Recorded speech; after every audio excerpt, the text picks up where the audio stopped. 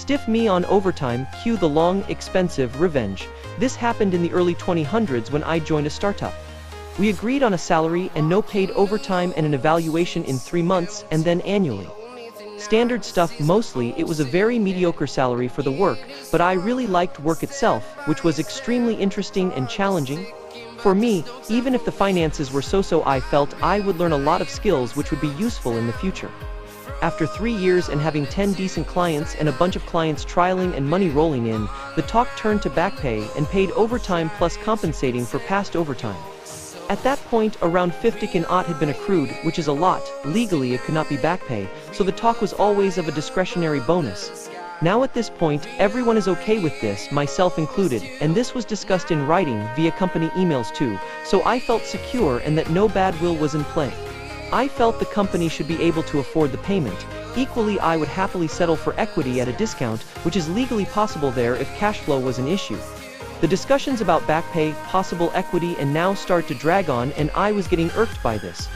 In the end, I was made an offer of equity which meant the company valuation was far beyond anything reasonable, in the hundreds of millions, and I would get a minuscule stake, less than 0.01 of a company with 9 employees and a projected annual turnover of around 2 million.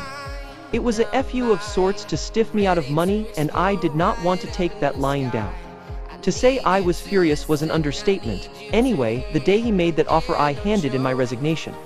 This sent the CTO into panic mode because the CEO had refused an updated contract, and I was still on a 1-month notice period, plus I had a lot of untaken paid leave. Basically it meant I was walking out right then and there, so off I went that very same day, to the shock and surprise of everyone, I guess. The next day I sent an official, registered letter requesting my overtime back pay and received a negative response, which I followed up with another, detailed demand. This was also rejected because the bonus was discretionary and there is no overtime.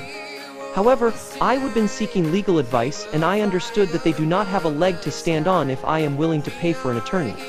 As the liability in such matters is firmly and 100 on the employer, I was willing. You need to understand that going to a lawyer was very rare in those parts back then, so companies did not generally expect this outcome. Things have since changed. When going through the applicable laws with the attorney, I noticed there is a limitation of 7 years. So, while my attorney was laying out what to do in order to get me my money in as little as a few weeks, I just asked him, what if we wait until it is 6 years and 11 months after the transgression, and then file, demanding interest? I wanted this because the law stated that back pay is due at a 9 APRA above the base rate 3.25 at that time, accrued daily, for every day past the due date. We are looking at 12 to 12.5 compound daily APRA.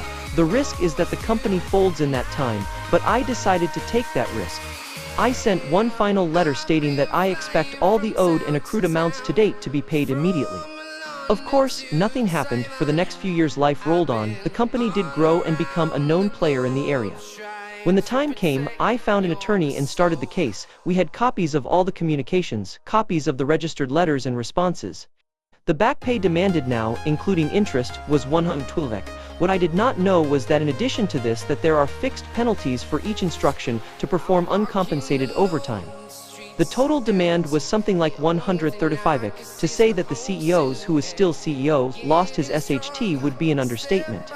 I got a very verbally abusive phone call, which I dutifully recorded as it was not completely unexpected, and was added to the filing. The CEO fought, or tried to, but when the judge heard the phone call, he took an immediate dim view. Reading through all the communication just put more nails in the defense's coffin. The judge just ruled and instructed the company to pay immediately and without delay, and also ordered the company to pay all my legal costs. They also got a full audit from the Department of Labor. The company paid up a week later.